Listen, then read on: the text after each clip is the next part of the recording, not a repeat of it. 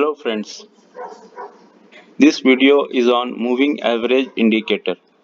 Moving average indicator is a very simple indicator yet very powerful indicator to identify the market trend, current market trend, whether the market is up trend or it is downtrend.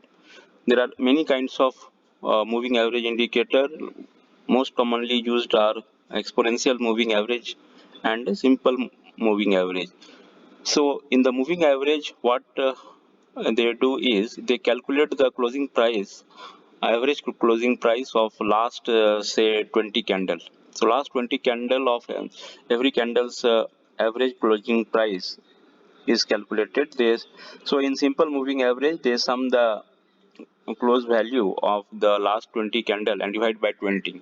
So that becomes the simple moving average calculation. And in the exponential moving average, and they do the same thing, but the weightage is given on the last latest candle has the highest weightage. So if this is the latest candle, so this candle will get the highest weightage, and then the weightage will gradually reduce till the last candle of the period. So that's how it works. These two candle, and it adds a lot of information to the chart because this is a random chart. This looks very noisy. So average, as you know, it also acts like a noise filter, and it also smoothens the curve.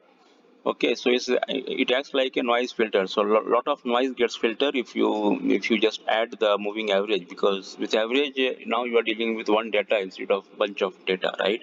So let's add the moving average exponential. So this is the one, moving average exponential. So I prefer moving average exponential more because it gives more value to the weightage. So now you see this 9 here, what it shows is the period, like look back period, how far you want to look. So right now we will change it to the 200 value.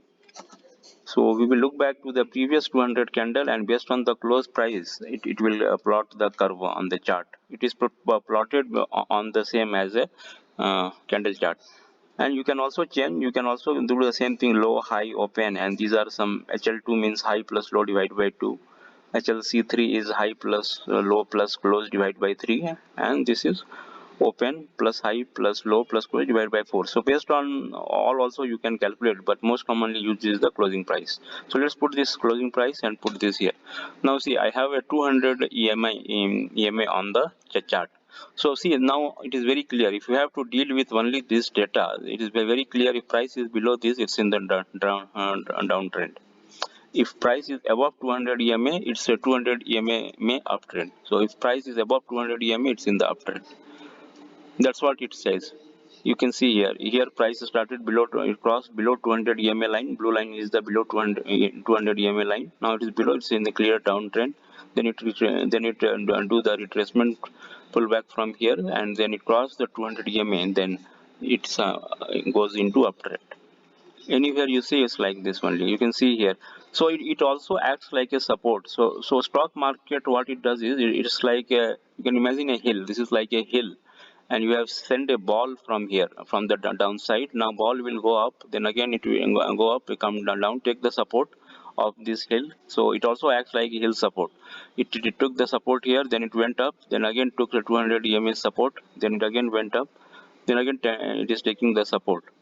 So here it is taking 200 EMA support line. So EMA line also acts like a support line, but here it is not taking 200 EMA support line. But if you add here 50 EMA, maybe it is taking a support of 50 EMA.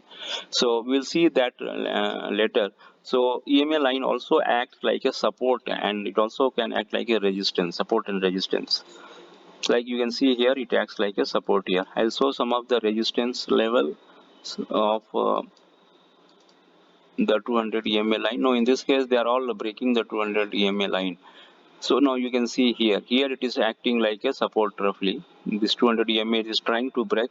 First time it trying to break this, could not. It went down, big down. It may went. The next time also it could not break 200 EMA. It has just roughly little bit. It has gone up. Then it again came down. Third time it could not. So it may made one, two. Third time, fourth time it broke. So that's how it happens. 200 EMA it's acting like a strong support line. You can also draw a support line here based on, but 200 EMA is a better, it acts like a better support line. But now here 200 EMA support line is broken. So that's what it does. Now let's add, you can add as many EMA you want. So let's add another one, moving average exponential. And this time we will put the period of, let's put say 50. I've seen very good support resistance. Now you can see it is acting like a, let me show you some of the support it is taking. You can see here it took support of 50 EMA. It is not taking support of 200 EMA. It is taking support of 50 EMA. So one rule of thumb is if price is above 50 EMA and 200 EMA, it's in the uptrend. But if price is above 200 EMA and below 250 EMA, then it's like a sideways. Then you cannot say with respect to 200 it is still a uptrend, but there is a short-term downtrend is happening here, or even short-term sideways is happening. So here if you see here, it price is above 250 EMA and it is uptrend. So you can see here it is taking support of 50 EMA and making higher highs, and then it broke the support, and then 200 becomes so sometimes the support becomes resistance, and resistance also becomes support. So in this case 200 EMA acts like a support level. So okay, let's take some of the trading strategy. Now that you know that if price is above the EMA line, it's in the uptrend. If it is below the EMA line, it is in the downtrend. Now let's take some of the trading decision, how we do. Let's try and look at this example. So one thing you would have noticed that if it is 50 EMA, and that means is price is more than 200 EMA. So what it means is the price is in uptrend, because the 50 EMA average value itself is higher than 200. That means the values of the last 50 candle was on an average basis was more than the previous 200. So whenever there is a crossover or positive crossover from the fast EMA to the slow EMA, then it is a buy signal. Okay, so you to take a buy signal here on this crossover somewhere here, and then as long as the price is above these two EMA, we will be in the trend. Now that it is breaking this one, we need to exit from here. Our exit and is always based on, as I'm saying, is always based on risk and reward ratio, the stop loss and target ratio. But one exit criteria is definitely if it is coming down the 50 level, if it is breaking, we have to exit from here, because the support is broken now. But it has taken the support of still 200 EMA, and again it can rise. So the one strategy could be you also wait. But if it is breaking the support of 200 EMA, then we have to exit. Okay, so for example, let's see some other places. So here if you see, this is a positive crossover, took an entry here, and then based on it went till here, and then based on reward ratio you exit. And then one exit criteria could be even this: if it is crossing the fast EMA is crossing below the slow EMA, that means it's a downtrend is coming, so you can do an exit here also. So that's how it works. So if you would have noticed what happens, this is called divergence. There are two EMA, it is called diverging. Okay, then it converges after some time. So there is a separate indicator called moving average. I will cover that later. This is only on the moving average indicator. Now there is a separate indicator based on this divergence and convergence. This is the convergence, that is called moving average, convergence, divergence. So let me change the setting of to that. So MACD setting is that is called moving average.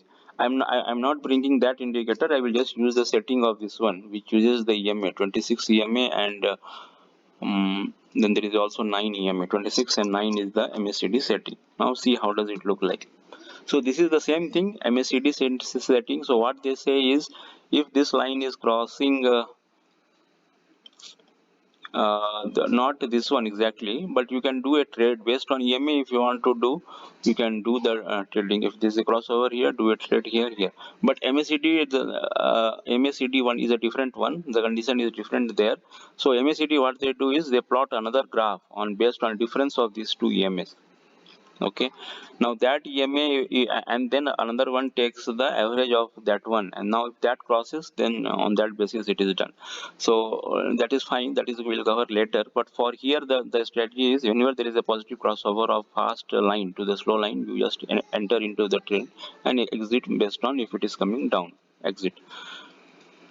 So it works pretty well. Here you can see price is below both the EMAs. It's in the strong downtrend, and the EMA itself is should be falling one. Okay, it should be the slanted line with 145 degree roughly. It should make 145 degree.